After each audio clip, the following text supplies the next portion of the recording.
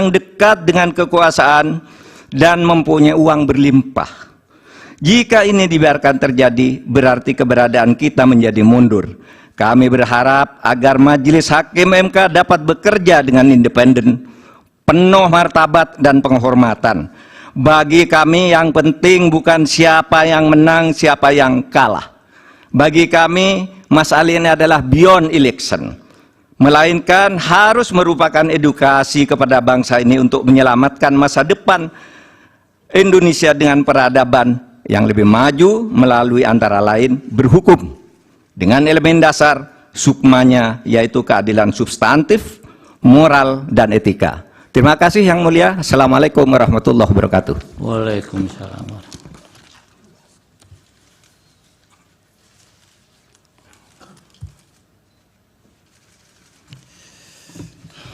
Saya lanjutkan, Yang Mulia. Silakan. Majelis Hakim Konstitusi yang kami muliakan. Kami berdoa semoga Majelis Hakim Konstitusi yang mulia diberikan kesehatan dan kekuatan dalam memeriksa sengketa hasil pemilihan umum presiden dan wakil presiden 2024. Memeriksa dengan hati yang jernih dan berjalan dalam koridor konstitusi, hukum, dan moral yang menuntun kita semua. Izinkan kami yang mulia tidak mengikuti sistematika yang dibuat oleh Mahkamah Konstitusi.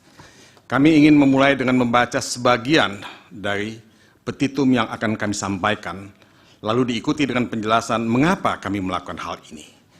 Ini memang tidak lazim, namun kami percaya bahwa Majelis Hakim yang mulia perlu memahami urgensi dari sengketa Pilpres 2024 ini dalam perjalanan kehidupan kita berbangsa dan bernegara, terlebih-lebih dalam perjalanan reformasi yang kita mulai sejak tahun 1999. Reformasi, sebagaimana kita ketahui, adalah titik balik sejarah setelah 32 tahun berada dalam pemerintahan otoriter Orde Baru, di mana demokrasi hanya hiasan bibir, di mana pemilihan umum hanyalah pro forma, di mana kecurangan pemilihan umum sudah menjadi norma, dan di mana hak berdemokrasi dipenggal oleh kebijakan otoritarian yang dikendalikan oleh pemerintahan militer, di mana masyarakat sipil hanya menjadi pelengkap penderita. Reformasi adalah masa depan Indonesia. Masa depan demokrasi, supremasi hukum, hak asasi manusia, pluralisme, dan kesejahteraan. Inilah tujuan akhir reformasi. Sayangnya, bukannya kita semakin melangkah maju mencapai tujuan reformasi, tetapi kita tergagap-gagap dan melangkah mundur jauh ke belakang. Demokrasi kita menjadi flawed democracy atau demokrasi cacat, dan negara kita menjadi negara yang rapuh atau fragile state, dan negara yang menjalankan kebijakan represif atau illiberal policies. Kita mesti kembali ke tekad reformasi yang kita canangkan tahun 1999. Kita mesti menegakkan kembali demokrasi, supremasi hukum, hak asasi manusia, pluralisme, dan kesejahteraan sosial. Dalam konteks ini, kami ingin membacakan sebagian dari petitum yang kami sampaikan dalam permohonan yang kami ajukan kepada Majelis Hakim yang mulia. Petitum tersebut adalah yang ketiga, mendiskualifikasi Haji Prabowo Subianto dan Gibran Rakabuming Raka selaku pasangan calon peserta pemilihan umum presiden dan wakil presiden tahun 2024. Yang keempat, memerintahkan kepada Komisi Pemilihan Umum untuk melakukan pemungutan suara ulang untuk pemilihan presiden dan wakil presiden tahun 2024 antara Haji Anies Rashid Baswedan, Haji Muhaimin Iskandar sebagai pasangan calon nomor urut 1, dan Ganjar Pranowo dan Profesor Mahfud MD selaku pasangan calon nomor urut 3 di seluruh tempat pemungutan suara di seluruh Indonesia selambat-lambatnya pada tanggal 26 Juni 2024. Majelis Hakim yang kami muliakan, petitum ini kami bacakan di awal karena kami ingin meminta perhatian Majelis Hakim Konstitusi yang mulia untuk melihat urgensi perkara perselisihan hasil pemilihan umum tahun 2024 kali ini.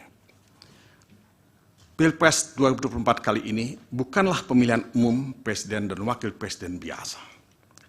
Tetapi seperti yang banyak dikeluhkan oleh banyak orang, bahwa Pilpres 2024 dipenuhi oleh berbagai pelanggaran pemilihan umum yang seharusnya dilakukan secara langsung, umum, bebas, rahasia, jujur, dan adil seperti yang dimaksudkan dalam pasal 22E Undang-Undang Dasar Negara Republik Indonesia tahun 1945. Pasal 22E Undang-Undang Dasar 1945 sudah dilanggar secara terang-terangan. Pelanggaran yang terjadi, yang oleh sebagian orang disebut sebagai kejahatan, akan kami buktikan kemudian pada bagian selanjutnya. Namun perlu kami tekankan bahwa pembuktian itu menurut MKRI, bahwa pembuktian itu menuntut Mahkamah Konstitusi untuk berani melakukan pembuktian yang tidak sempit, terbatas pada perbedaan perolehan suara antar pasangan calon presiden dan wakil presiden. Pembuktian harus dilakukan secara menyeluruh, mencakup pelanggaran atau kejahatan yang terjadi pada pra-pencoblosan, pencoblosan, dan pasca pencoblosan. Dalam perkara PHPU, Presiden dan Wakil Presiden selama ini, MKRI hanya menyentuh persoalan perolehan suara dan perbedaan perolehan suara. Mahkamah Konstitusi tidak melihat keseluruhan integritas pemilihan umum, di mana proses pada tahap pra-pencoblosan, pencoblosan, dan pasca pencoblosan itu menjadi bagian yang tidak terpisahkan. Desain konstitusional kewenangan Mahkamah Konstitusi dalam menyelesaikan persoalan PHPU, termasuk pemilihan umum presiden dan wakil presiden, adalah desain yang luas dan menyeluruh, dalam artian memeriksa semua pelanggaran yang terjadi pada semua tahapan. Makna pasal 24C ayat 1 Undang-Undang Dasar 1945 jelas mengamanatkan Mahkamah Konstitusi untuk menyelesaikan PHPU itu dengan melihat semua pelanggaran dalam semua tahapan. Saya tidak akan membacakan isi pasal 24C ayat 1, saya akan lanjut saja, tapi itu yang ditulis pada pasal 24C ayat 1. Ada frasa di dalam pasal itu yang berbunyi memutus perselisihan tentang hasil pemilihan umum. Frasa ini adalah frasa yang luas dan menyeluruh, di mana maksud dari pembuat pasal ini jelas bahwa Mahkamah Konstitusi berwenang, malah berkewajiban untuk memeriksa perkara PHPU, Presiden dan Wakil Presiden secara lengkap melihat semua tahapan dalam perspektif yang holistik. Inilah desain konstitusional yang bisa kita simpulkan hanya dengan membaca bunyi pasal itu. Kita tidak membutuhkan tafsir lain, karena tafsirnya sangat jelas, malah tidak memerlukan penafsiran sama sekali. Kami memohon Mahkamah Konstitusi untuk keluar dari praktek penyelesaian sengketa PHPU, Presiden dan Wakil Presiden yang sempit, yang hanya memeriksa perolehan dan perbedaan suara para calon presiden dan wakil presiden. Peraturan perundangan di bawah Undang-Undang Dasar 1945 tidak bisa meredusir kewenangan Mahkamah Konstitusi dalam menyelesaikan sengketa PHPU Presiden dan Wakil Presiden menjadi hanya sebatas perolehan dan perbedaan perolehan suara yang mereka dapatkan pada saat pencoblosan. Kalau Mahkamah Konstitusi tetap memeriksa persoalan sengketa PHPU Presiden dan Wakil Presiden sebatas perolehan dan perbedaan suara semata, maka Mahkamah Konstitusi dapat dikatakan telah melanggar pasal 24C ayat 1 Undang-Undang Dasar 1945. Mahkamah Konstitusi tidak saja memilih berada dalam zona nyaman karena tidak menggunakan kewenangannya, tapi sekaligus Mahkamah Konstitusi ikut melanggar pelaksanaan asas pemilihan umum yang langsung, umum, bebas, rahasia, jujur, dan adil. Jadi Majelis Hakim Mahkamah Konstitusi yang mulia memiliki beban sebagai the guardian of the constitutions untuk menjaga terselenggaranya pemilihan umum yang berintegritas, dalam artian langsung, umum, bebas, rahasia, jujur, dan adil. Pada saat Mahkamah Konstitusi menemukan bukti bahwa Pilpres 2024 itu tidak memiliki integritas sama sekali, penuh dengan pelanggaran dan kejahatan pemilihan umum dalam tanda kutip, maka satu-satunya pilihan buat Majelis Hakim Konstitusi yang mulia adalah membatalkan hasil pemilihan umum, yang dalam hal ini berarti mendiskualifikasi pasangan calon yang tidak memenuhi syarat dan atau melanggar peraturan perundangan, serta memerintahkan pemungutan suara ulang. Inilah putusan konstitusional putusan yang sesuai dengan hukum dan keadilan. Majelis Hakim yang kami muliakan, Mahkamah Konstitusi lahir sebagai anak kandung reformasi yang dimaksudkan untuk menjaga konstitusi. Karena itu dia disebut sebagai the guardian of the Constitution. Dan untuk mencegah terulangnya pelanggaran konstitusi yang dilakukan pada zaman pemerintahan Orde Baru. Mahkamah Konstitusi karenanya memiliki tempat dan peran sangat strategis dalam kehidupan berbangsa dan bernegara. Sebelum reformasi, tidak ada Mahkamah Konstitusi. Yang ada adalah Mahkamah Agung. Tetapi sejarah membuktikan bahwa Mahkamah Agung pada waktu itu telah dibajak oleh pemerintah.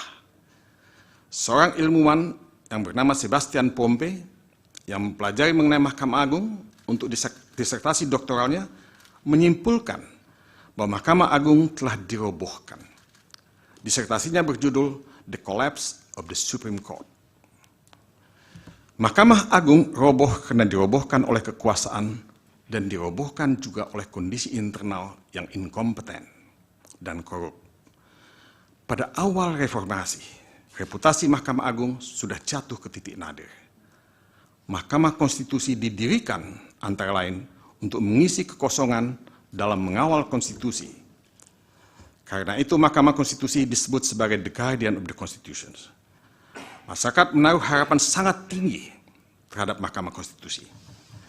Dalam 10 tahun pertama Mahkamah Konstitusi mendapatkan trust dari masyarakat bahwa Mahkamah Konstitusi akan mampu mengawal perjalanan bangsa, menegakkan supremasi hukum dan demokrasi, hak asasi manusia, pluralisme, dan keadilan. Akan tetapi, Mahkamah Konstitusi secara bertahap mengalami kemunduran. Bukan saja karena putusan-putusan yang mencederai rasa keadilan, tetapi juga karena korupsi yang melibatkan hakim konstitusi termasuk ketuanya Akil Mukhtar.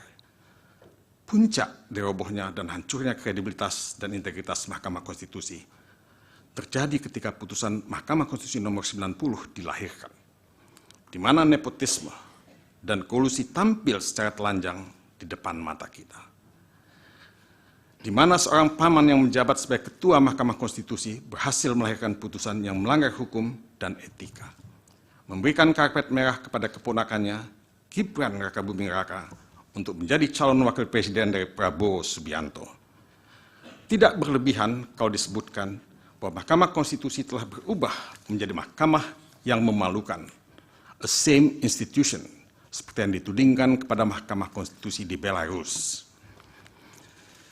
Majelis Hakim yang kami muliakan, membaca putusan Majelis Kehormatan Mahkamah Konstitusi, selanjutnya disebut MKMK, nomor 02 tahun 2023, yang menyatakan bahwa semua hakim konstitusi terbukti melanggar etika, jelas sangat membuat semua kita sedih dan marah. Secara etika seharusnya mereka semua harus mengundurkan diri sebagai hakim konstitusi. Tetapi mereka tidak mundur dari posisi mereka karena pelbagai alasan. Dalam kaitan ini, patut ditambahkan pula bahwa Hakim Konstitusi Anwar Usman yang diberhentikan dari posisinya sebagai Ketua Mahkamah Konstitusi sekarang malah mencoba merebut kembali posisinya sebagai Ketua Mahkamah Konstitusi melalui gugatan tata usaha negara ke Pengadilan Tata Usaha Negara. Kita semua hanya bisa mengelus dada sambil berbisik dalam hati, how low can you go? Bisa dipahami kalau Mahkamah Konstitusi terjebak dalam situasi yang sulit karena menjadi bagian dari kekuasaan politik, menjadi alat politik. Mahkamah Konstitusi berada dalam situasi yang sangat sulit karena hancurnya reputasi dan kepercayaan publik, karena demoralisasi yang melanda hati nurani mereka. Keadaan ini membuat mereka malu dan terhina sebagai bengawan hukum yang seharusnya dilihat sebagai the guardian of the Constitution. Mereka terjebak dalam satu situasi di mana Mahkamah Konstitusi mengalami intervensi politik, mengalami politicization of judiciary, bukan judicialization of politics, seperti yang dikatakan oleh Ram Hirsi. Tugas Mahkamah Konstitusi sekarang adalah berebut kembali wibawa dan harga dirinya setelah dihancurkan oleh kekuasaan dan oleh demoralisasi dalam tubuh para hakim konstitusi. Mahkamah Konstitusi mesti bangkit, mesti melawan, mesti kembali memanggul konstitusi sebagaimana yang diamanatkan oleh Undang-Undang Dasar 1945 dan Undang-Undang Nomor 24 Tahun 2003 tentang Mahkamah Konstitusi sebagaimana terakhir kali diubah melalui Undang-Undang Nomor 7 Tahun 2020. Sekaranglah waktu untuk Mahkamah Konstitusi merebut kembali wibawa dan harga dirinya yang sama, yang sirna. Sekaranglah waktu Mahkamah Konstitusi menunjukkan kepada rakyat bahwa Mahkamah Konstitusi berhasil merebut kembali peran dan reputasinya sebagai Mahkamah Konstitusi yang sesungguhnya, a truly constitutional court. Bukan mahkamah keluarga, bukan mahkamah kalkulator, bukan perpanjangan tangan kekuasaan, dan bukan a same institution. Majelis Hakim yang kami muliakan. Rakyat negeri ini adalah rakyat yang mendambakan negara hukum dan demokrasi. Pancasila dan pembukaan Undang-Undang Dasar 1945 berikut batang tubuhnya menjadi dokumen bersejarah bahwa bangsa ini didirikan dengan tujuan memiliki supremasi hukum dengan semangat equality dan non-diskriminatory. Kami percaya bahwa rakyat mendambakan Mahkamah Konstitusi yang menjaga konstitusi dan berani membuat putusan yang responsif terhadap suara-suara rakyat yang digelorakan maupun yang diucapkan di dalam bisikan. Dalam kaitannya dengan petitum yang tadi kami ucapkan lebih awal, maka Mahkamah Konstitusi harus berani membuat putusan mendiskualifikasi Prabowo Subianto dan Gibran Rakabuming Raka sebagai pasangan calon presiden dan wakil presiden peserta pemilihan umum presiden dan wakil presiden tahun 2024 dengan nomor urut 2. Karena pelanggaran hukum dan etika dalam proses pendaftaran yang dilakukan melalui putusan MK nomor 90 dan penerimaan serta penetapan pasangan calon nomor urut 2 oleh termohon ketika peraturan Komisi Pemilihan Umum nomor 19 tahun 2003 tentang pencalonan peserta pemilihan umum presiden dan wakil presiden masih belum diubah sama sekali. Di sini telah terjadi manipulasi hukum yang dilakukan baik oleh Mahkamah Konstitusi maupun termohon yang tanpa memperhatikan peraturan perundangan secara serta-merta memperlakukan putusan Mahkamah Konstitusi nomor 90 secara sewenang-wenang atau arbitrary. Mari kita baca pemikiran dari advokat Yusril Issa Mahendra. Dua hakim yang setuju dengan alasan berbeda atau concurring opinion jika diteliti lagi, maka jawabannya adalah menolak atau dissenting opinion. Sehingga lanjutnya ada 6 hakim yang dissenting opinion terhadap aturan dan hanya 3 orang hakim setuju. Di sini saya bilang terjadi penyeludupan hukum. Ini diucapkan oleh advokat Yusril Issa Mahendra. Meskipun analisis dari advokat Yusril Issa Mahendra berbeda dengan analisis pemohon di dalam permohonan ini, di mana pemohon dalam pokok perkara akan menjelaskan bahwa putusan Mahkamah Konstitusi nomor 90 merupakan plurality decision. Karena suara mayoritas hakim terbelah dan karenanya perluasan makna pasal 169 huruf Q Undang-Undang nomor 7 tahun 2017 tentang pemilihan umum sebagaimana diubah melalui peraturan pemerintah pengganti Undang-Undang nomor 1 tahun 2022 harus dilihat pada lingkup yang paling sempit, yaitu sepanjang syarat usia 40 tahun atau berpengalaman sebagai gubernur. Namun kami menyetujui apa yang dikatakan oleh advokat Yusril Issa Mahendra, bahwa terdapat penyeludupan hukum yang secara terang-terangan dilakukan di muka publik tanpa rasa malu. Lebih jauh, putusan Mahkamah Konstitusi nomor 90 telah secara nyata disebut sebagai putusan yang dibuat oleh Hakim MKRI yang melakukan pelanggaran berat prinsip ketidakberpihakan dan telah mencoreng reputasi Mahkamah Konstitusi. Putusan MK nomor 02 MK L/11/2023 menyatakan bahwa berkenaan dengan pelanggaran kode etik dan perilaku hakim yang telah terbukti dilakukan oleh hakim terlapor, Majelis Kehormatan menilai bahwa perbuatan yang dilakukannya adalah penyimpangan yang melenceng jauh dari koridor lurus yang ditetapkan oleh Sabta Karsa Utama sebagai rambu-rambunya. Perbuatan yang ikut serta mengadili dan memutus perkara dengan potensi benturan kepentingan dan kemudian putusan dimaksud memberi keuntungan kepada kerabatnya merupakan pelanggaran berat prinsip ketidakberpihakan. Perilakunya pun telah mencoreng reputasi Mahkamah Konstitusi yang digadang-gadang memiliki citra sebagai institusi. Imbasnya, pelanggaran yang dilakukan hakim terlapor pun membuat pudar kepercayaan publik kepada MK. Padahal dalam waktu dekat MK dihadapkan oleh persoalan maha dahsyat untuk menyelesaikan persoalan perselisihan hasil pemilihan umum yang syarat dengan kepentingan politik. Termohon sebagai penyelenggara pemilu memperburuk pelanggaran hukum yang terjadi ketika menerima dan menetapkan pasangan calon nomor urut 2. Padahal PKPU nomor 19 belum sama sekali diubah. Rezim PKPU nomor 19 tahun 2023 masih mensyaratkan usia 40 tahun untuk dipenuhi oleh calon presiden dan wakil presiden. Ironisnya, termohon merasa tidak perlu mengubah PKPU nomor 19 tahun 2023 terlebih dahulu untuk menerima dan menetapkan pasangan calon nomor urut 2. Termohon dengan demikian secara sengaja, by intention, melanggar ketentuan perundang-undangan dengan telanjang. Jadi pendaftaran pasangan calon nomor urut 2 harus dikatakan mengandung cacat juridis dan harus dibatalkan atau voidable. Bisa dimengerti kalau para komisioner termohon dilaporkan ke Dewan Kehormatan Penyelenggara Pemilu atau DKPP. Dan DKPP pun telah menyatakan termohon melanggar etika dan memberikan peringatan keras tertulis kepada Ketua KPU Hashim Asyari. Saya tidak membacakan apa yang ditulis oleh DKPP. Tapi itu diberikan peringatan keras terakhir. Sangat jelas bahwa pendaftaran dan penetapan pasangan calon nomor urut 2 melanggar hukum dan etika, cacat prosedural, dan harus dibatalkan. Tetapi harus ditambahkan pula bahwa keseluruhan proses pemilihan umum dalam hal ini Pilpres 2024 penuh dengan pelanggaran yang serius yang harus dikategorikan sebagai pelanggaran yang sifatnya terstruktur, sistematis, dan masif atau TSM. Badan Pengawas Pemilihan Umum atau Bawaslu pada tanggal 15 Februari 2024, sehari setelah pencoblosan, mengeluarkan siaran pers yang intinya menyatakan ada 19 masalah pada pemungutan dan penghitungan suara Pilpres 2024 yang diantaranya terdiri dari ada 37.466 tempat pemungutan suara, selanjutnya disebut TPS, yang mengalami pembukaan pemungutan suara di atas pukul 7 waktu setempat.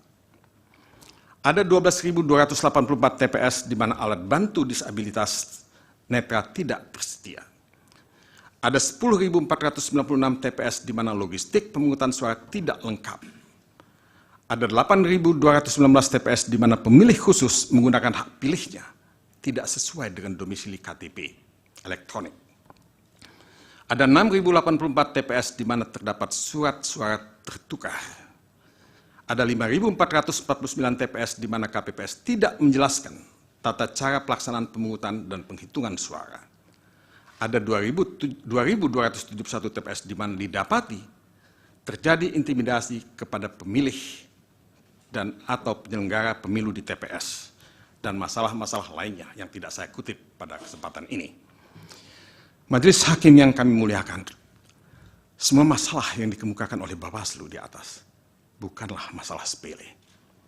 Dan masalah itu akan lebih bertumpuk lagi kalau kita menambahkannya dengan masalah-masalah yang pada dasarnya harus ditafsirkan sebagai pelanggaran atau kejahatan pemilihan umum yang ditemukan di media maupun oleh pihak-pihak yang lain termasuk tim pemenangan pasangan calon presiden dan wakil presiden pada tahun 2024. Kami sebagai pemohon mencatat ribuan pelanggaran pemilihan umum pada tahap pra-pemilihan yang sangat serius dan pasti mempengaruhi perilaku pemilih yang mencoblos di TPS pada tanggal 14 Februari.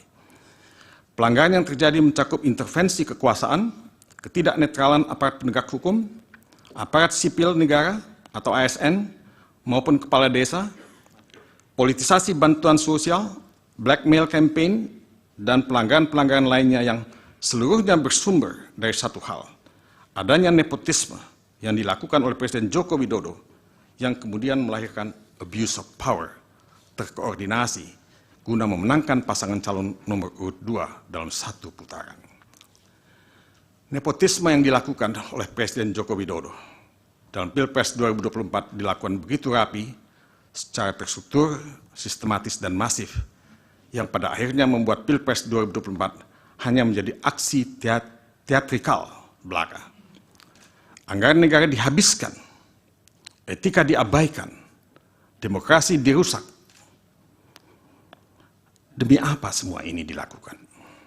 Jawabannya sekali lagi hanya satu, memenangkan pasangan calon nomor urut 2 dalam satu putaran. Ketika semua pelanggaran tadi ditambah dengan jumlah pelanggaran yang dicatat oleh pemantau pemilu, termasuk masyarakat sipil atau civil society, maka akan terang benderang di mata kita semua bahwa Pilpres 2024 ini adalah pemilihan umum terburuk sepanjang sejarah pemilihan umum kita.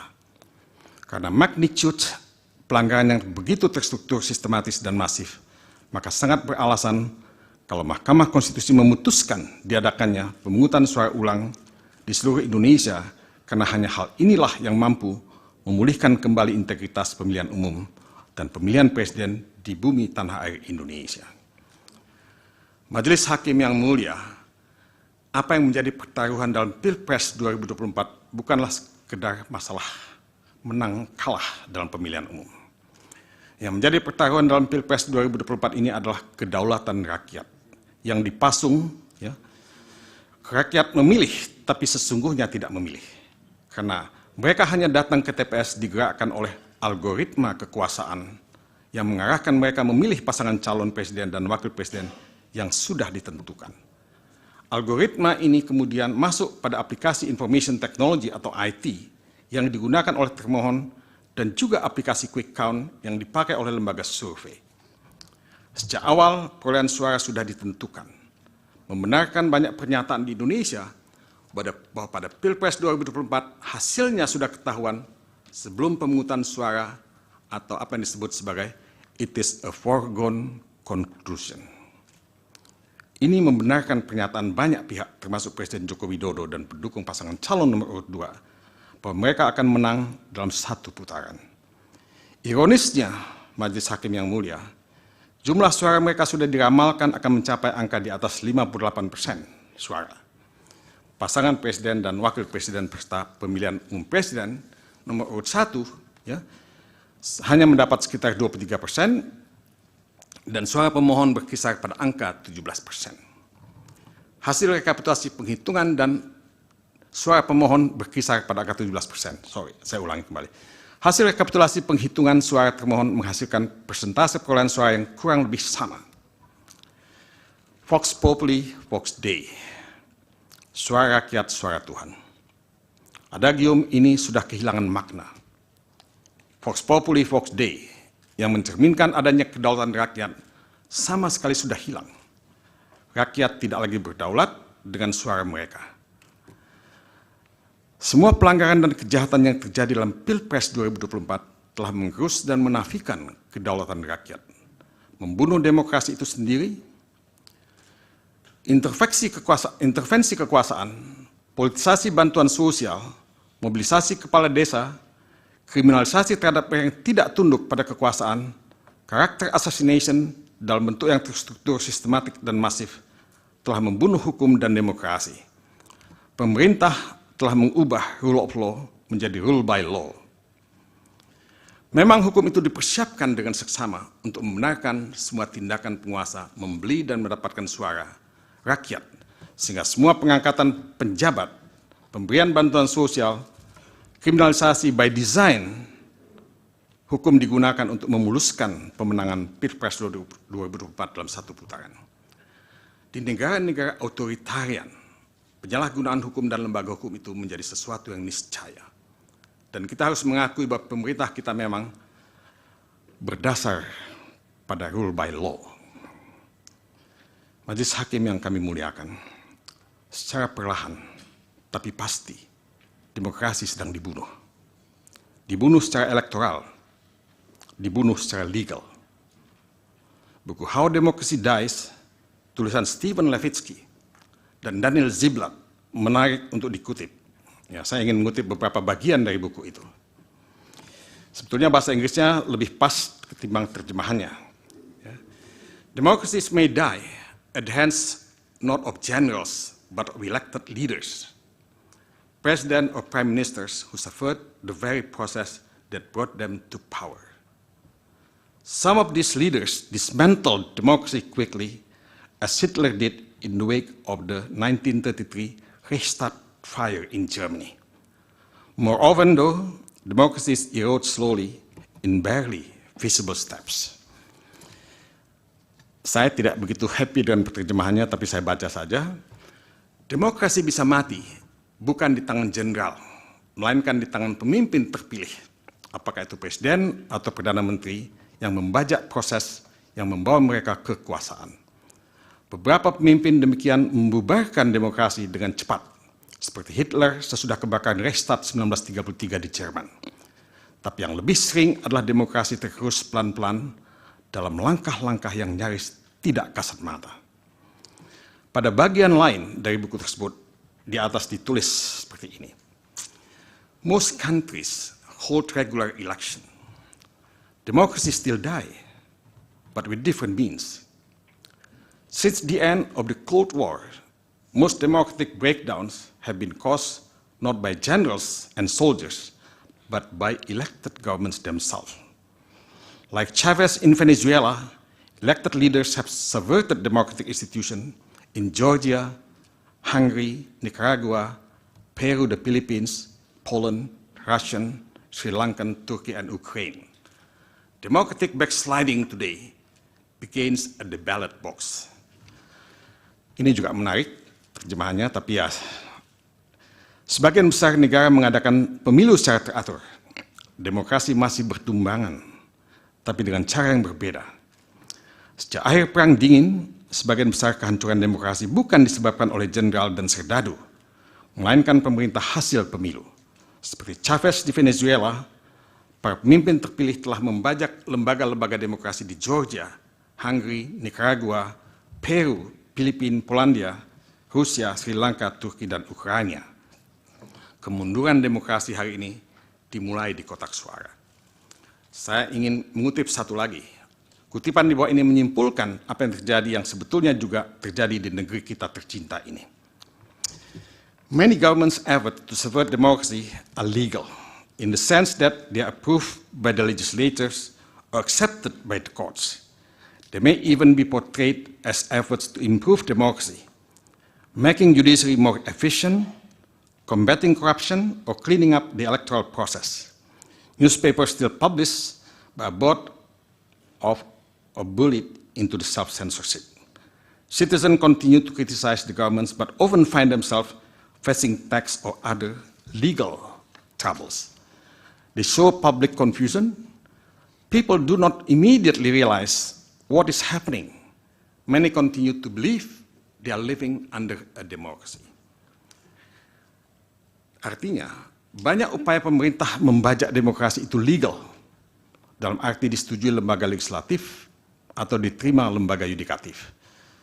Boleh jadi upaya-upaya itu bahkan digambarkan sebagai upaya memperbaiki demokrasi, membuat pengadilan lebih efisien, memerangi korupsi, dan membersihkan proses pemilu. Koran-koran masih terbit, tapi sudah dibeli atau ditekan sehingga menyensor diri. Rakyat terus mengkritik pemerintah, tapi lantas menghadapi masalah pajak atau hukum lainnya. Timbul kebingungan publik. Orang tidak langsung menyadari apa yang terjadi. Banyak yang percaya bahwa mereka masih hidup dalam demokrasi. Majelis Hakim yang mulia, apakah demokrasi kita sudah mati? Demokrasi kita masih belum mati. Tapi demokrasi kita bisa mati kalau kita tidak berbuat sesuatu untuk menyelamatkan demokrasi. Mahkamah Konstitusi memanggul beban di pundaknya untuk menyelamatkan demokrasi, dan perkara sengketa Pilpres 2024 ini adalah pintu masuk untuk Mahkamah Konstitusi membantu menyelamatkan demokrasi.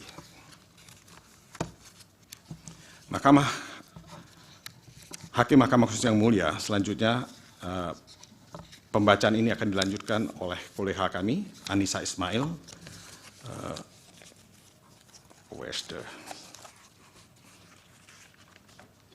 Mohon maaf yang mulia, saya lihat sebentar.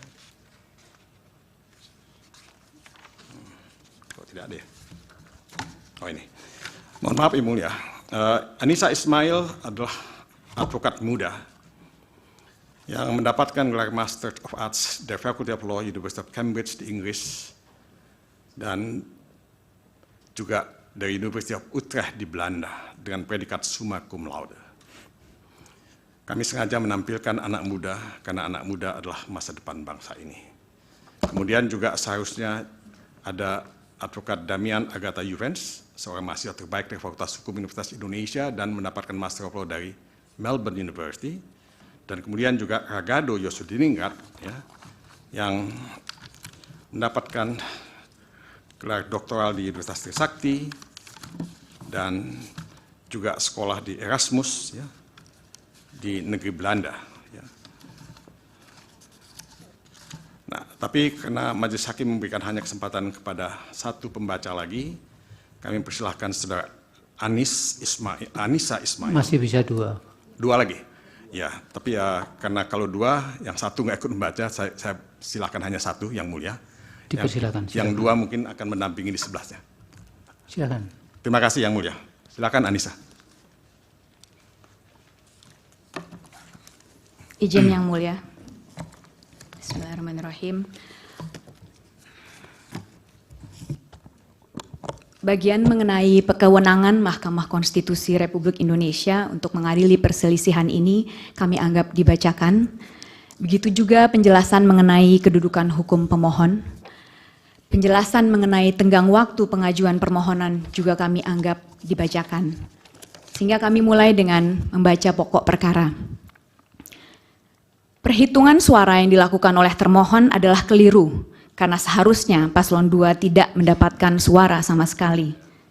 Hal ini dikarenakan suara paslon 2 diperoleh dengan melanggar asas-asas pelaksanaan pemilu sebagaimana diatur dalam pasal 22E ayat 1 Undang-Undang Dasar 1945 serta merusak integritas Pilpres 2024 dengan 2 cara. 1. Melakukan pelanggaran yang bersifat TSM, dan kedua, melakukan pelanggaran prosedur pemilu. Bentuk pelanggaran yang bersifat TSM yang pemohon permasalahkan dalam permohonan akuo adalah nepotisme yang dilakukan oleh Presiden Joko Widodo yang kemudian melahirkan abuse of power secara terkoordinasi yang bertujuan untuk memenangkan pasangan calon nomor urut 2 dalam 1 putaran pemilihan. Sedangkan pelanggaran prosedur pemilu yang dipersoalkan dalam permohonan ini adalah pelanggaran yang terjadi sebelum, pada saat, dan setelah penyelenggaraan Pilpres 2024. Sehubungan dengan pelanggaran TSM yang terjadi dalam Pilpres 2024, pemohon membaginya menjadi 5 bagian. Pertama, apakah Mahkamah Konstitusi berwenang untuk memeriksa pelanggaran TSM yang terjadi? Kedua, apa bentuk pelanggaran PSM yang terjadi dalam Pilpres 2024? Ketiga, bagaimana cara menyikapi pelanggaran TSM yang terjadi dalam Pilpres 2024? 4. Apa dampak dari pelanggaran TSM yang terjadi dalam Pilpres 2024 bagi perolehan suara paslon nomor 2? Yang kelima, apa dampak dari pelanggaran TSM berupa nepotisme yang dilakukan oleh Presiden Joko Widodo selama Pilpres 2024 bagi bangsa Indonesia? Pertanyaan pertama yang akan pemohon jawab sehubungan dengan pelanggaran TSM yang terjadi dalam Pilpres 2024 adalah, apakah Mahkamah Konstitusi berwenang untuk memeriksa pelanggaran TSM yang terjadi? Menurut hemat pemohon, Mahkamah Konstitusi seyogianya memeriksa permohonan akuo yang mempermasalahkan pelanggaran TSM berupa nepotisme yang kemudian melahirkan abuse of power yang terkoordinasi karena 2 fakta hukum berikut. Pertama, adanya kekosongan hukum dalam undang-undang pemilu kita.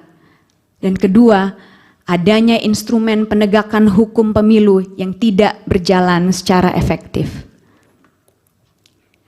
Pertama, Undang-Undang Pemilu tidak mengatur mengenai nepotisme yang dilakukan oleh Presiden sebagai bagian dari pelanggaran TSM, karena Undang-Undang Pemilu hanya mengenal 2 jenis pelanggaran TSM. Pertama, perbuatan atau tindakan yang melanggar tata cara, prosedur, atau mekanisme yang berkaitan dengan administrasi pelaksanaan pemilu dalam setiap tahapan penyelenggaraan pemilu sebagaimana diatur dalam pasal 463 ayat 1 Jungto pasal 460 ayat 1 Undang-Undang Pemilu. Dan kedua, pelanggaran jenis TSM dalam bentuk money politics sebagaimana dimaksud dalam pasal 286 Undang-Undang Pemilu. Kedua, penyelenggara pemilu yang ada tidak efektif dalam menjalankan tugasnya sehingga membuat Pilpres 2024 menjadi pemilu yang syarat dengan nepotisme dan pelanggaran. Ketidakefektifan penyelenggara pemilu bisa terlihat dari beberapa hal. Pertama, tidak independennya termohon, sebagaimana terbukti dari upaya termohon untuk memastikan diterimanya Gibran Rakabuming Raka sebagai kontestan dalam Pilpres 2024, mulai dari langsung menerapkan putusan Mahkamah Konstitusi nomor 90 tahun 2023 yang merupakan plurality decision, dan karenanya seyogianya dibaca menggunakan Marx Rule yang kali pertama dipertimbangkan dalam kasus Marx versus United States. Saya izin mengutip sedikit, Yang Mulia. When a fragmented court decides a case and no single rationale explaining the result enjoys the assent of 5 justices, the holding of the court may be viewed as that position taken by those members who concurred in the judgments on the narrowest grounds. Sedikit terjemahannya sebagai berikut.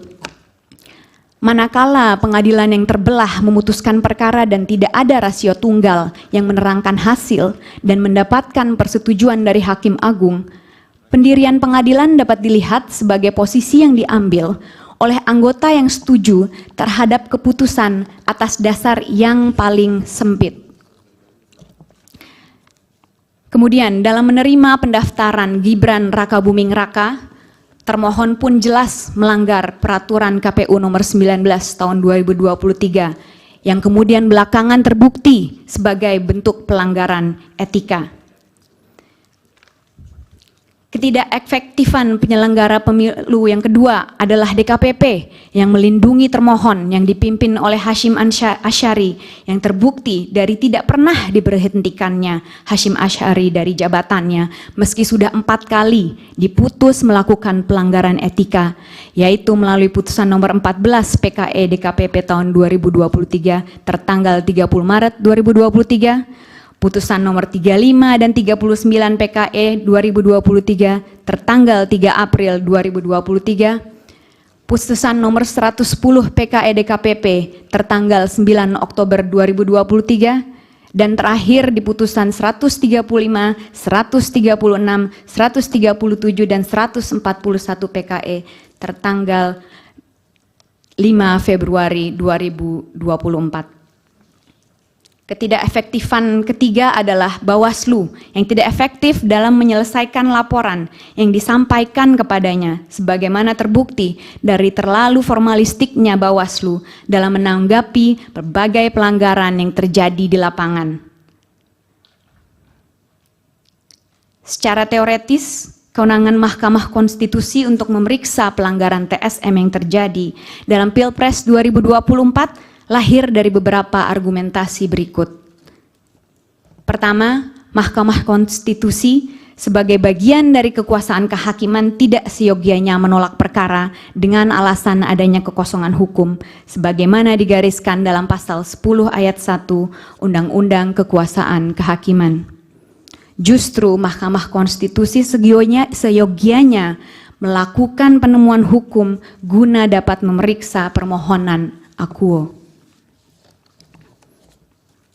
Kedua, Mahkamah Konstitusi adalah lembaga yang didesain untuk menjaga dan melindungi konstitusi dan karenanya harus patuh pada desain konstitusionalnya sebagaimana diatur dalam pasal 24C ayat 1 Undang-Undang Dasar 1945, yaitu untuk memutus perselisihan tentang hasil pemilu dan tidak terjebak pada batasan yang dibuat dalam pasal 475 ayat 1 Undang-Undang Pemilu yang menjadikan Mahkamah Konstitusi sebagai mahkamah kalkulator. Jika Mahkamah Konstitusi hanya sekedar bertindak sebagai mahkamah kalkulator, tidaklah perlu negarawan yang sekaligus begawan hukum yang melakukannya. Cukup kita berikan kesalahan perhitungan kepada auditor. Dasar ketiga adalah Mahkamah Konstitusi sebagai cabang dari kekuasaan yudikatif secara institusional berwenang untuk mengawasi jalannya pelaksanaan kewenangan cabang kekuasaan eksekutif, termasuk termohon yang baru bisa terjadi jika Mahkamah Konstitusi kembali kepada marwahnya sebagaimana ditentukan dalam pasal 24C ayat 1 Undang-Undang Dasar 1945. Keempat, Mahkamah Konstitusi melalui putusan nomor 22 PHPUD tahun 2010 telah mengantisipasi terjadinya penggunaan kekuasaan sebagai jalan untuk memenangkan pemilu dengan menyatakan bahwa hegemoni kekuasaan yang tidak terawasi dalam proses pemilu dapat menghasilkan pemilu yang penuh kecurangan dan karenanya perlu untuk diulang. Hal mana merupakan refleksi sempurna dari Pilpres 2024. Jika Mahkamah Konstitusi berkeras bahwa dirinya hanya berwenang untuk memeriksa hasil penghitungan suara yang mempengaruhi terpilihnya pasangan calon, maka sama saja Mahkamah Konstitusi melegitimasi kecurangan dalam proses pemilihan umum. Pesan yang akan diberikan dari ini adalah, berbuat curanglah, securang-curangnya, sehingga selisih suaranya begitu besar, niscaya Anda akan memenangkan pemilu. Karenanya, Mahkamah Konstitusi harus keluar dari zona nyamannya dan masuk ke area yang lebih luas demi kepentingan demokrasi yang ditegakkan atas dasar kejujuran dan keadilan. Mahkamah Konstitusi perlu kembali pada desain konstitusional awal yang ditetapkan baginya, yaitu untuk memutus perselisihan tentang hasil pemilu. Hanya dengan demikianlah Indonesia memiliki kesempatan untuk menyelamatkan demokrasinya. Pertanyaan kedua yang pemohon akan jawab sehubungan dengan pelanggaran TRSM adalah, apa saja bentuk pelanggaran TSM yang terjadi dalam Pilpres 2024? Pelanggaran TSM yang dipermasalahkan dalam permohonan aku adalah nepotisme yang melahirkan abuse of power terkoordinasi yang dilakukan oleh Presiden Joko Widodo semata-mata demi memastikan agar Paslon 2 memenangkan Pilpres 2024 dalam satu putaran. Sehubungan dengan pembuktian mengenai ada tidaknya nepotisme, maka penting untuk melihat standar beban pembuktian sehubungan dengan perkara PHPU di Mahkamah Konstitusi, sebagaimana dimuat dalam putusan nomor 1 PHPU Pres tahun 2019, yaitu beban pembuktian formil yang mana beban pembuktian awal dibebankan kepada pemohon dan kemudian beralih kepada termohon. Jikapun yang dimaksud oleh Mahkamah Konstitusi dalam putusan tersebut bukanlah pembuktian formil atau balance of probabilities, karena perkara PHPU bukan perkara perdata, maka beban pembuktiannya pun sudah barang tentu berada di bawah standar pembuktian pidana, yaitu beyond reasonable doubt. Pendekatan beban pembuktian semacam ini yang berada di atas balance of probabilities namun di bawah beyond reasonable doubt digunakan di pelbagai negara di dunia dalam memeriksa perkara sehubungan dengan pemilihan umum. Dua contoh yang bisa diberikan sehubungan dengan standar pembuktian ini adalah di Malawi dan di Kenya, yang mana pertimbangan di Kenya adalah sebagai berikut. We maintain that in electoral disputes, the standard of proof remains higher than the balance of probabilities, but lower than beyond reasonable doubt. Terjemahan tidak resminya adalah bahwa Pengadilan menyatakan bahwa dalam perselisihan pemilihan umum, beban pembuktian tetap lebih tinggi dari balance of probabilities, tapi itu juga tetap lebih rendah dari beyond reasonable doubt. Peralihan beban pembuktian dari pemohon kepada termohon pun merupakan hal yang lumrah terjadi secara internasional. Hal ini dapat dilihat misalnya dari pertimbangan hakim di Malawi yang menyatakan sebagai berikut. It confirmed the position that the petitioner bears the initial burden of proof. It then made it very clear that the moment the petitioner gives ample evidence in support of his grievance, the burden of proof definitely shifts to the respondent to give an explanation in answer. Terjemahan tidak resminya adalah bahwa memang pemohon memiliki beban pembuktian awal, tapi kemudian jelas setelah pemohon memberikan bukti yang cukup untuk menunjukkan permasalahan yang mereka mohonkan, maka beban pembuktian kemudian bergeser kepada termohon untuk memberikan penjelasan yang memuaskan. Nepotisme yang dilakukan oleh Presiden Joko Widodo dapat diklasifikasikan menjadi 3 skema. Skema pertama, nepotisme yang dilakukan guna memastikan Gibran Rakabuming Raka memiliki dasar untuk maju sebagai kontestan dalam Pilpres 2024 yang dimulai dari dimajukannya Gibran Rakabuming Raka sebagai calon wali kota Surakarta. Lalu keikutsertaan Anwar Usman dalam perkara nomor 90 tahun 2023 sampai dengan digunakannya termohon untuk menerima pendaftaran Gibran Rakabuming Raka yang mana keduanya akhirnya dinyatakan melanggar etika. Nepotisme kedua adalah nepotisme yang dilakukan guna menyiapkan jaringan yang diperlukan untuk mengatur jalannya Pilpres 2024 yang dimulai dengan dimajukannya orang-orang dekat Presiden Joko Widodo untuk memegang jabatan penting sehubungan dengan pelaksanaan Pilpres 2024, khususnya ratusan pejabat kepala daerah. Bentuk nepotisme yang ketiga adalah nepotisme yang dilakukan untuk memastikan agar paslon 2 memenangkan Pilpres 2024 dalam satu putaran yang dilakukan dengan berbagai cara, mengadakan pertemuan-pertemuan dengan berbagai pejabat di berbagai lini, mulai dari pemerintah pusat hingga pemerintah desa, yang kemudian dikombinasikan dengan politisasi bantuan sosial, sebagaimana terlihat dari aspek waktu pembagian, aspek jumlah yang dibagikan, aspek pembagi bantuan sosial, dan tentunya aspek penerima bantuan sosial.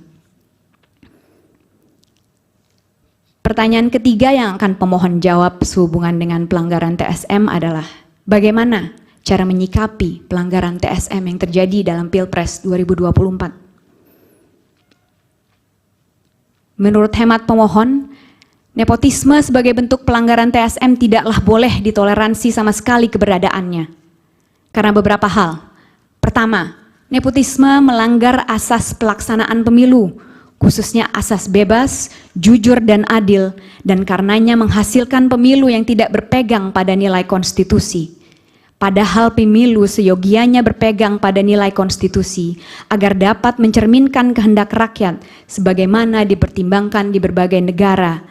Di Malawi dalam perkara Arthur Peter Mutharika and the Electoral Commission versus Saulos Klaus Chilima and Lazarus McCarthy Chakwera pada tahun 2020, terjadi juga di Zimbabwe dalam perkara Morgan Tsvangirai versus Robert Gabriel Mugabe and 3 others pada tahun 2013, dan juga terjadi di Austria dalam perkara di Mahkamah Konstitusi nomor WI 6 yang dilakukan pada tahun 2016.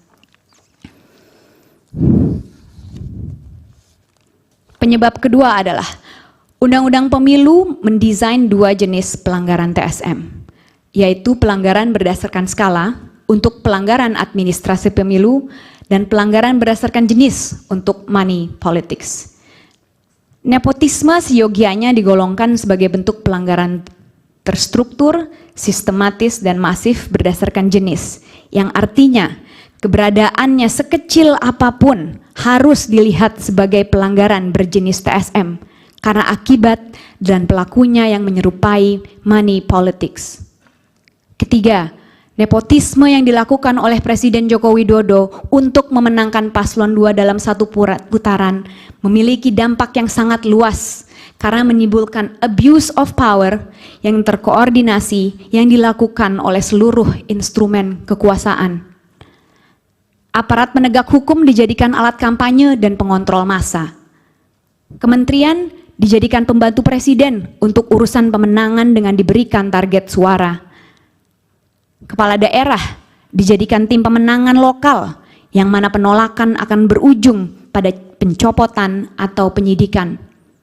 Dan kepala desa pun dijadikan ujung tombak pengumpul suara, di mana masing-masing diberikan target bahwa paslon 2 harus mendapatkan lebih dari 50% suara.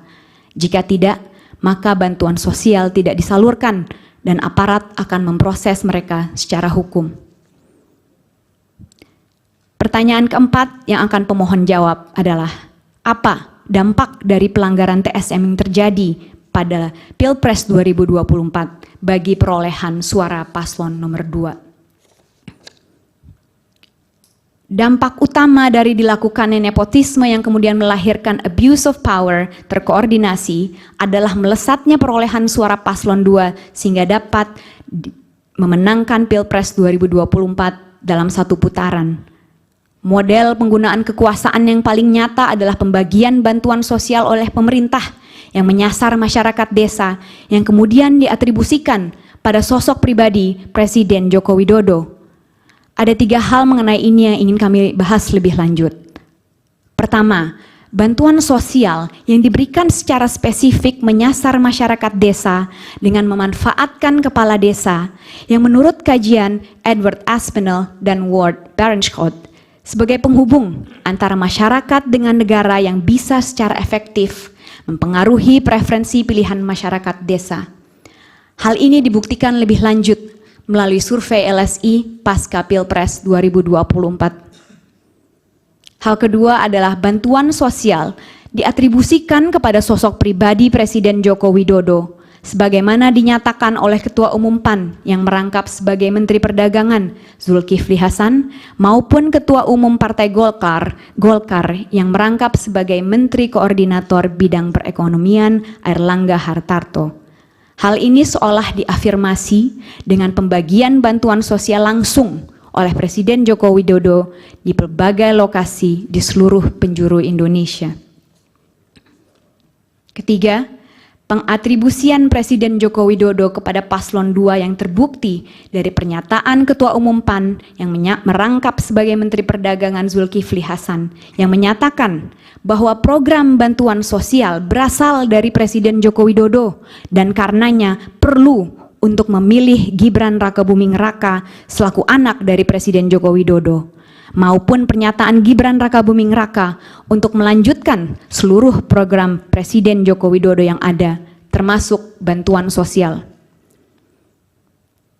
Dengan pengatribusian ini, maka terjadi penjangkaran atau anchoring di benak masyarakat bahwa pasangan calon nomor 2 adalah pasangan calon yang dipilih oleh Presiden Joko Widodo, sebagaimana terbukti dari survei yang dilakukan Populi Center yang menemukan bahwa mayoritas responden atau sekitar 55,7% menilai paslon 2 paling mampu melanjutkan program Presiden Joko Widodo.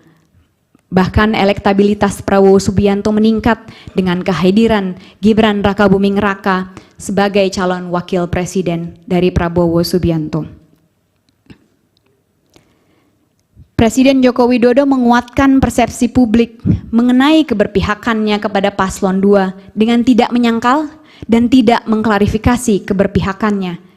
Bahkan Presiden Joko Widodo bersikeras bahwa ia berhak untuk berkampanye dan berpihak, sebagaimana disampaikannya pada tanggal 27 Januari 2024 saat sedang berdiri bersama dengan Prabowo Subianto. Yang mulia Hakim Mahkamah Konstitusi, pertanyaan kelima yang akan pemohon jawab adalah Apa dampak dari pelanggaran TSM berupa nepotisme yang dilakukan oleh Presiden Joko Widodo selama Pilpres 2024 bagi bangsa Indonesia?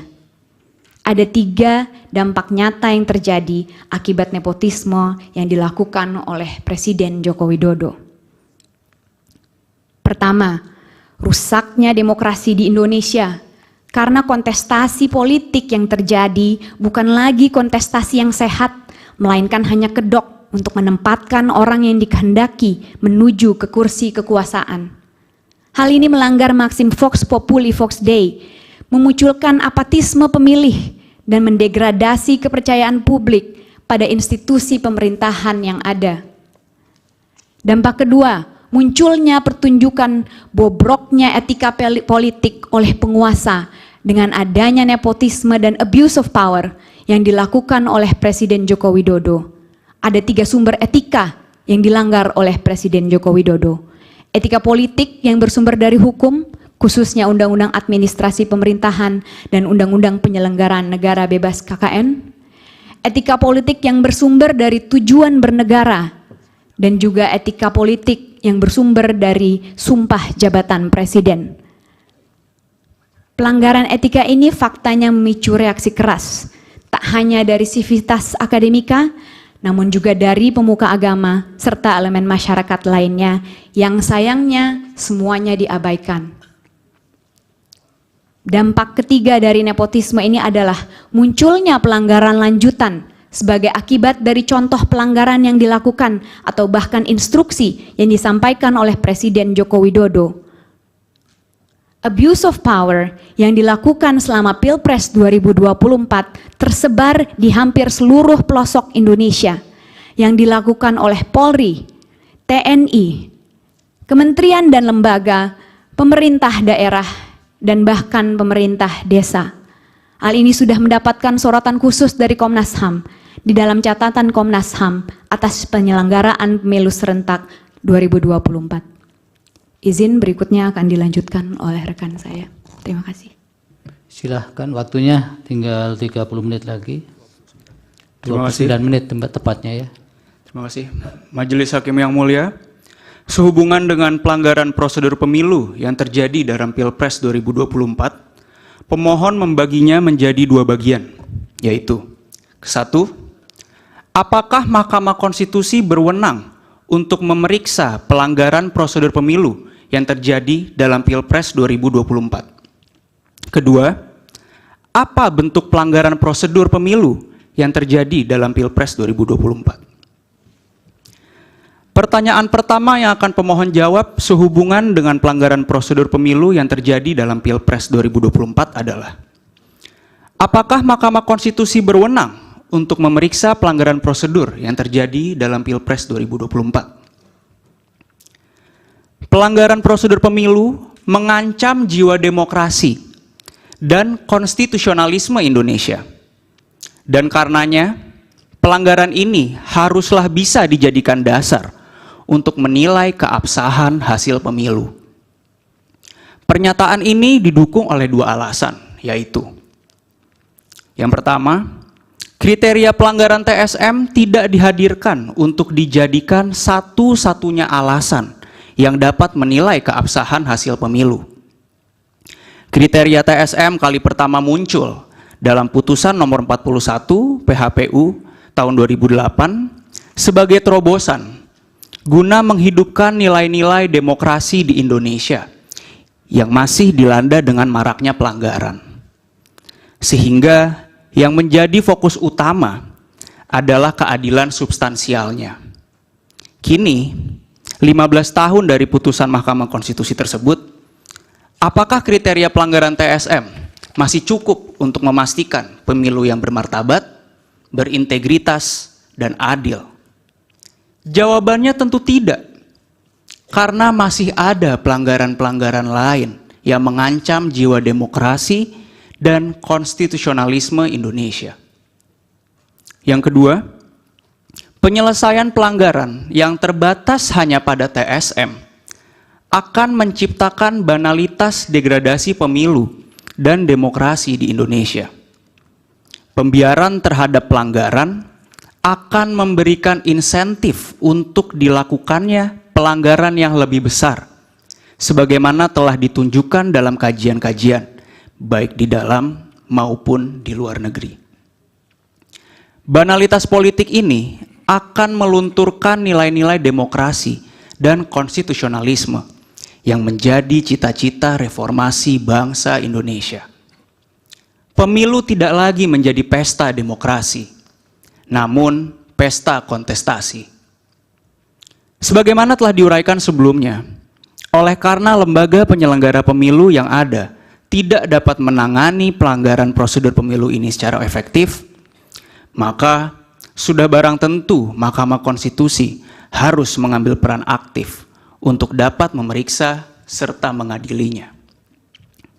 Pertanyaan kedua yang akan pemohon jawab sehubungan dengan pelanggaran prosedur pemilu yang terjadi dalam Pilpres 2024 adalah, apa bentuk pelanggaran prosedur yang terjadi dalam Pilpres 2024? Pilpres 2024 dipenuhi dengan pelanggaran prosedural pemilu di seluruh wilayah Indonesia, yang semuanya tentu memunculkan keraguan mengenai hasil dari Pilpres 2024 dan bahkan menimbulkan gejolak sosial di masyarakat.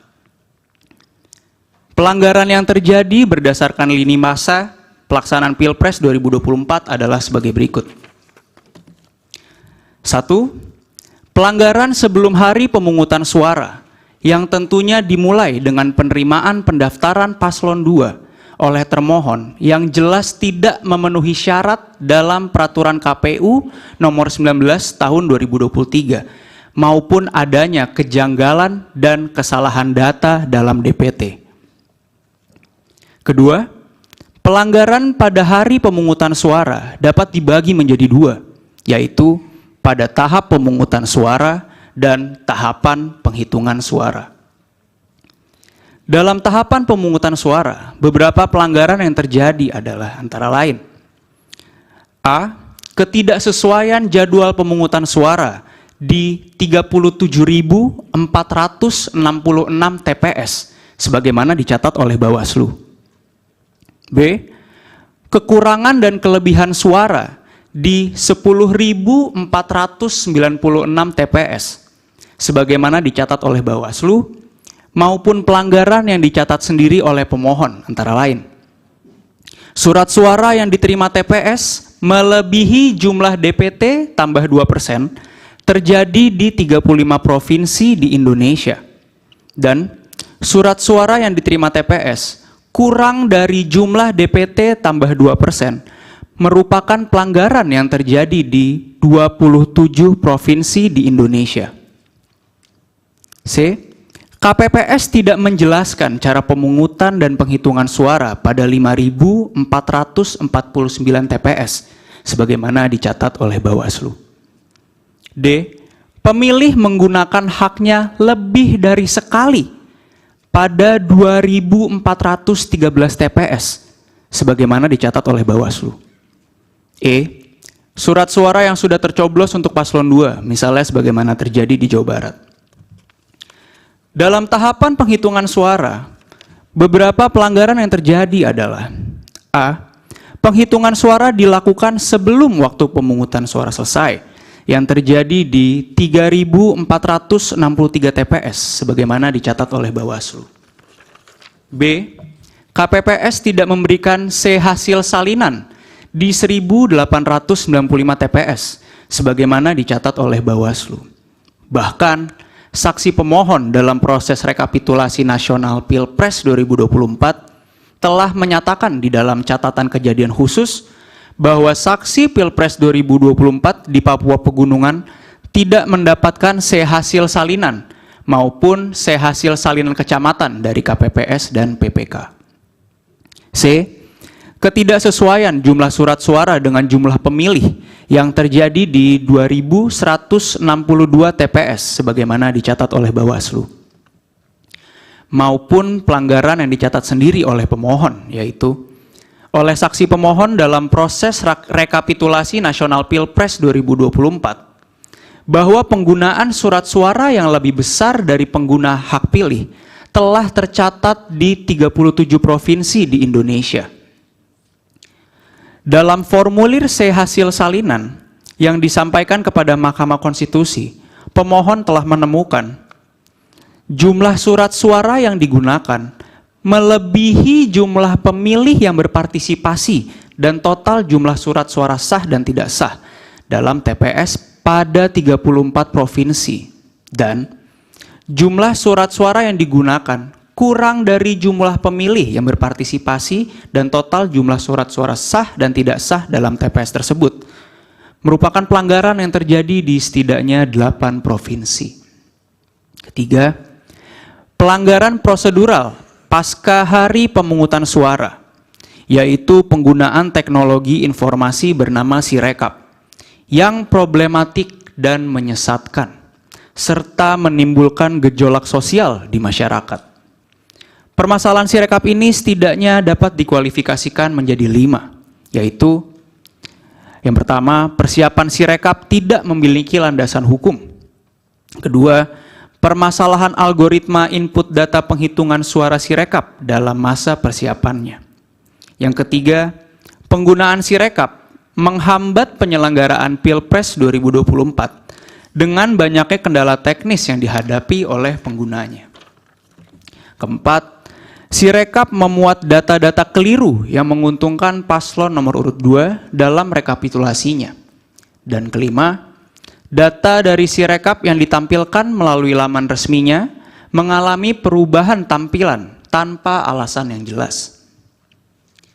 Selain pelanggaran di atas, pemohon juga menemukan kejanggalan berupa adanya partisipasi pemilih 100% berdasarkan DPT yang sebenarnya hampir tidak mungkin, namun tercatat terjadi di 18 provinsi di Indonesia. Majelis Hakim yang mulia, dengan memperhatikan dampak dari pelanggaran TSM yang terjadi dalam Pilpres 2024, yang tak hanya merugikan pemohon maupun pasangan calon nomor urut 1, namun juga lebih luas lagi, merugikan dan mengkhianati seluruh rakyat Indonesia, maka tentunya koreksi yang paling sesuai adalah dengan menggagalkan tujuan yang ingin dicapai Presiden Joko Widodo dengan nepotisme yang melahirkan abuse of power terkoordinasi. Caranya tentunya adalah dengan mencoret paslon nomor urut 2 dari daftar peserta Pilpres 2024 atau didiskualifikasi. Konsekuensi ini tepat karena 3 alasan. Yang pertama, secara faktual, paslon nomor urut 2 tidak akan diterima sebagai peserta pemilu tanpa nepotisme dan tanpa pelanggaran etika. Sebagaimana dijelaskan sebelumnya, sandiwara politik Presiden Joko Widodo mulai tampak dari putusan Mahkamah Konstitusi nomor 90 tahun 2023 yang ditujukan untuk kepentingan pencalonan Gibran Rakabuming Raka sebagai calon wakil presiden. Ironisnya, di tengah skandal etik yang mencoreng nama baik Mahkamah Konstitusi, termohon justru bergegas memuluskan jalan menebar karpet merah dengan menerima pendaftaran dari paslon nomor urut 2. Walaupun PKPU nomor 19 tahun 2023 masih berlaku, mengikat, dan wajib dipatuhi. 2. Dampak dari nepotisme dan abuse of power terkoordinasi oleh Presiden Joko Widodo hanya akan terhenti dengan diskualifikasi paslon nomor urut 2. Sebagaimana dijelaskan sebelumnya, nepotisme dan abuse of power terkoordinasi bukanlah dampak sekali selesai layaknya kecurangan-kecurangan pada umumnya, melainkan pelanggaran yang terjadi secara laten dan terpendam dalam kehidupan sosial masyarakat, khususnya melalui intimidasi terkoordinasi dan politisasi kebijakan. Karenanya, diskualifikasi menjadi satu-satunya cara terbaik untuk menghilangkan dampak negatif dari nepotisme dan abuse of power terkoordinasi oleh Presiden Joko Widodo. Ketiga, Mahkamah Konstitusi pun telah berkali-kali memberlakukan diskualifikasi ketika persyaratan pencalonan tidak terpenuhi, yaitu dalam putusan Mahkamah Konstitusi nomor 132 PHP tahun 2021, putusan Mahkamah Konstitusi nomor 135 PHP 2021, putusan Mahkamah Konstitusi nomor 145 PHP 2021, putusan Mahkamah Konstitusi nomor 57 PHPU tahun 2008, dan putusan Mahkamah Konstitusi nomor 98 PHPU tahun 2012. Dengan didiskualifikasinya paslon 2 dari Pilpres 2024, sudah seyogianya Mahkamah Konstitusi juga memberikan perintah kepada termohon untuk menyelenggarakan pemungutan suara ulang di seluruh wilayah Indonesia. Perintah untuk melakukan pemungutan suara ulang telah terjadi berkali-kali.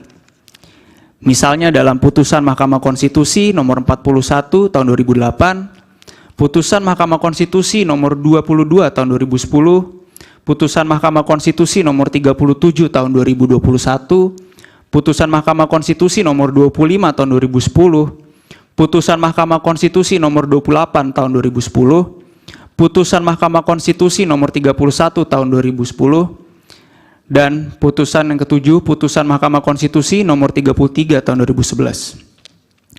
Perintah serupa juga pernah terjadi dalam pemilu anggota DPR, DPRD, dan DPD, yaitu dalam putusan Mahkamah Konstitusi nomor 28, 65, 70, 82, 84, 89 tahun 2009, dan putusan Mahkamah Konstitusi nomor 47 dan 81 tahun 2009.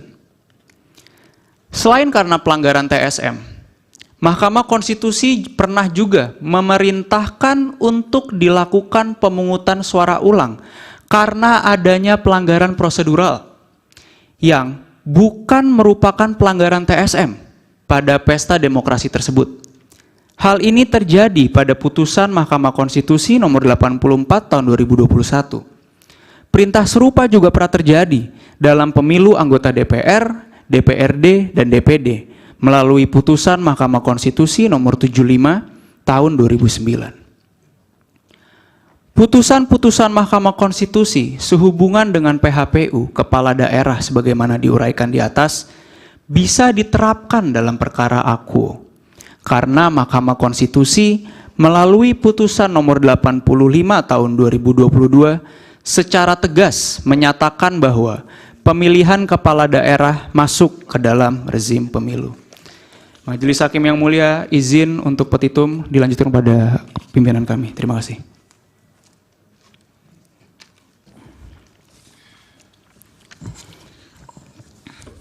Majelis Hakim Konstitusi yang kami muliakan, setelah semua uraian-uraian yang disampaikan oleh kolega kami, permohonan PHPU kami panjangnya 151 halaman, dan kami mohon semuanya sudah dianggap dibacakan. Izinkan kami membacakan bagian petitum sebagai bagian akhir dari permohonan PHPU kami. Majelis Hakim yang mulia, hanya butuh satu orang yang bersahwat pada kekuasaan untuk merusak demokrasi di negeri ini. Cukup satu orang dengan janji manis, dengan dukungan APBN untuk menindakbobokkan jutaan rakyat Indonesia untuk tidak memperjuangkan haknya atas demokrasi. Dan tatkala gelombang kerusakan mulai menyebar, ternyata seruan nelangsa dari ratusan akademisi tidak cukup untuk menghentikannya. Ketika rakyat terlena, ketika akademisi tidak didengar, lantas siapakah corong nurani yang bisa menghentikan rusaknya demokrasi bangsa ini? Yang mulia, bagi kami jawabannya adalah 5 orang hakim konstitusi. Cukup 5 orang hakim konstitusi yang berani menentang tirani demi konstitusi untuk menghentikan kegilaan ini. Cukup 5 orang hakim konstitusi yang tidak gentar pada kekuasaan untuk memutus rantai kehancuran. Cukup 5 orang hakim konstitusi saja. Jika keberanian untuk menghentikan kerusakan demokrasi ini ada, maka akan ada pula kesempatan untuk memperbaiki dan mendewasakan demokrasi Indonesia. Kami sebagai pemohon sudah mencurahkan hati dan keberanian kami pada forum yang mulia ini. Dan kini kami beserta seluruh rakyat Indonesia menanti para wakil Tuhan di dunia ini untuk menjatuhkan putusan dengan amar sebagai berikut. 1. Mengabulkan permohonan pemohon untuk seluruhnya. 2. Membatalkan keputusan Komisi Pemilihan Umum nomor 360 tahun 2024 tentang hasil penetapan pemilihan umum presiden dan wakil presiden, anggota Dewan Perwakilan Rakyat, Dewan Perwakilan Daerah, Dewan Perwakilan Rakyat Daerah Provinsi, dan Dewan Perwakilan Rakyat Daerah Kabupaten Kota secara nasional dalam pemilihan umum tahun 2024 tertanggal 20 Maret 2024 sepanjang mengenai pemilihan umum presiden dan wakil presiden tahun 2024. Ketiga, mendiskualifikasi Haji Prabowo Subianto dan Gibran Rakabuming Raka selaku pasangan calon peserta pemilihan umum presiden dan wakil presiden tahun 2024 dalam keputusan Komisi Pemilihan Umum nomor 1632 tentang penetapan pasangan calon peserta pemilihan umum presiden dan wakil presiden tahun 2024 tertanggal 13 November 2023 dan keputusan Komisi Pemilihan Umum nomor 1644 tentang penetapan nomor urut pasangan calon peserta pemilihan umum presiden dan wakil presiden tahun 2024 tertanggal 14 November 2023. Keempat, memerintahkan kepada Komisi Pemilihan Umum untuk melakukan pemungutan suara ulang untuk pemilihan presiden dan wakil presiden tahun 2024 antara Haji Anies Rashid Baswedan dan Dr. Haji Muhaimin Iskandar sebagai pasangan calon nomor urut 1 dan Haji Ganjar Pranowo dan Profesor Dr. Haji Mahfud MD selaku pasangan calon nomor urut 3 di seluruh tempat pemungutan suara di seluruh Indonesia selambat-lambatnya pada tanggal 26 Juni 2024. Kelima, memerintahkan kepada Komisi Pemilihan Umum untuk melaksanakan putusan ini. Demikian, Majelis Hakim yang mulia, untuk waktu dan perhatiannya kami ucapkan sekali lagi terima kasih. Baik, terima kasih dari prinsipal dan tim kuasa hukum dari pemohon nomor 2. Bisa memanfaatkan waktu lebih hemat 9 menit dari yang ditentukan. Baik, agenda selanjutnya akan ditentukan untuk kesempatan pihak termohon menyampaikan jawaban, pihak terkait menyampaikan keterangan atau tanggapan, dan pihak Bawaslu menyampaikan keterangan yang akan diagendakan pada hari Kamis tanggal 28 Maret 2024 pukul 13 waktu Indonesia Barat dengan agenda mendengar jawaban termohon, keterangan pihak terkait, keterangan Bawaslu, baik perkara nomor 1 maupun nomor 2. Jadi persidangan untuk besok, Pak Todung dan tim kuasa hukum akan dilakukan penggabungan untuk pemohon 1 dan pemohon 2. Oleh karena itu persidangan diselenggarakan di siang hari karena memberi kesempatan kepada pihak terkait dan KPU Bawaslu sebagai termohon dan pemberi keterangan waktu yang dipandang cukup, oleh karena itu diselenggarakan di siang hari. Kemudian untuk dicermati juga untuk pemohon nomor 2 bahwa Mahkamah akan memberikan kesempatan mengajukan saksi maupun ahli secara akumulatif bisa 19 orang. Apakah mau dipakai sebagian besar untuk ahli ataukah untuk saksi, terserah dan kalau tidak ada perubahan nanti dijadwalkan saksinya dan ahlinya akan diperiksa atau didengar tanggal 2 April di hari Selasa. Karena di hari Seninnya tanggal 1 akan dijadwalkan untuk mendengar pembuktian saksi dan ahli dari pemohon nomor 1.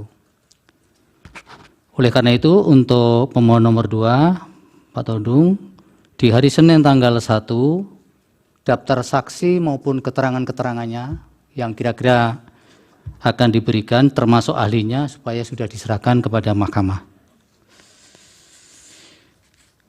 Oleh karena itu sebelum sidang ini ditutup, oh ya masih ada yang tertinggal. Nanti untuk masing-masing saksi maupun ahli diberi dialokasi waktu, untuk saksi sekitar 15 menit dan ahli 20 menit. Sudah termasuk dengan pendalaman. Kemudian dikonfirmasi ke kuasa hukum 02, apakah benar sudah menyampaikan bukti yang diberi tanda P1 sampai dengan 469? Pak Todung, betul? Bukti yang alat bukti yang pernah diajukan, bukti tertulis atau bukti lain yang diberi tanda P1 sampai dengan 469, betul? Sudah yang mulia. Baik, kami Sudah kita- sahkan karena sudah diverifikasi dan dinyatakan lengkap. Baik, kemudian catatan berikutnya untuk tim kuasa hukum pemohon nomor 2 bahwa Untuk saksi boleh saya mengajukan pertanyaan? nanti. Oke. Dalam surat kuasa ada 3 nama yang dicoret: Abdul Aziz Hakim, R. Sujadi, Wisnu Murti, dan Yusuf Istanto. Apa betul ini dikeluarkan dari tim kuasa hukum atau bagaimana penjelasannya? Iya yang mulia. Baik. Kemudian untuk kartu tanda anggota yang habis, Pak Afandi, Ervandi. Kemudian yang belum ada kartu tanda anggotanya, Pak Ismaduddin Aziz. Kemudian kartu tanda anggota yang tidak terbaca ada di Arson Lubis, Siska Anggreni, Berto Herora, Aidi Johan. Supaya nanti itu dilengkapi. Dan satu yang tidak ada kartu tanda anggotanya sama sekali, atas nama Atala Trianda. Ya. Mohon dilengkapi Nanti kami juga. akan lengkapi yang mulia. Apa yang mau disampaikan berkaitan dengan saksi tadi? Ya, kami mengucapkan terima kasih kepada majelis karena pada awalnya kami diberikan pemberitahuan mendapat jatah 15 saksi dan ahli. Sekarang kami mendapat jatah 19, ya. Dan ini kan tentu bonus ya. Berapa banyak ahli, berapa banyak saksi, kalau saya tidak salah yang mulia, itu diberikan kepada kami untuk menentukan apakah ahli lebih banyak, apakah Silakan, saksi Pak. Iya. fakta lebih banyak ya. Dan waktunya juga sudah ditentukan, walaupun kalau kami masih boleh memohon yang mulia, apakah waktunya bisa lebih sedikit kepada ahli misalnya, karena ahli itu mungkin ya punya hal-hal yang cukup banyak untuk dijelaskan. Tadi disebutkan 20 menit. Itu sudah dialokasikan waktu yang sama dan berlaku untuk pemohon sebelumnya juga tadi, Bapak. Jadi supaya Terima kasih fleksibilitasnya bisa Terima kasih dipertimbangkan. yang mulia. Saya Baik. tahu yang mulia pasti adil. Terima kasih yang mulia. Baik, kemudian ada tambahan sedikit untuk pemohon 2 yang tadi belum dijelaskan. Jika akan mengajukan permohonan untuk isage, supaya isage dilaksanakan pada jam kerja pukul 8 sampai 16 waktu Indonesia Barat, termasuk kalau mengajukan tambahan alat bukti juga diserahkan pada saat jam kerja juga, tidak pada saat sore hari maupun malam hari. Baik, untuk memberi kesempatan kepada termohon, Bawaslu dan pihak terkait menyampaikan sebagaimana sudah dijelaskan tadi, sidang ditunda sampai dengan hari Kamis pukul 13 waktu Indonesia Barat. Para pihak supaya hadir tanpa kami panggil karena sudah merupakan pemberitahuan resmi.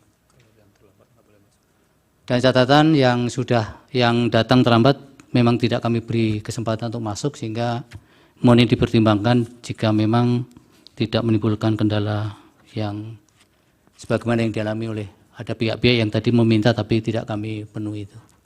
Cukup. Dengan demikian sidang selesai dan ditutup. Hadirin dimohon berdiri. Yang Mulia Majelis Hakim Konstitusi meninggalkan ruang persidangan.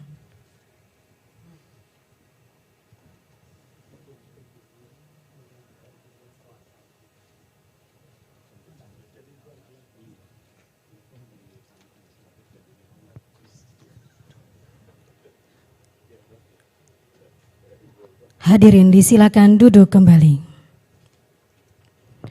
Hadirin yang kami hormati, demikianlah persidangan hari Rabu, tanggal 27 Maret 2024 untuk perkara nomor 2/PHPU.Pres garis datar 22 Romawi garis miring 2024 telah selesai. Sidang lanjutan akan dilaksanakan pada hari Kamis, tanggal 28 Maret 2024, pukul 13 waktu Indonesia Barat, untuk perkara nomor 1 dan 2, /PHPU.Pres, /22 Romawi 2024. Terima kasih, selamat sore.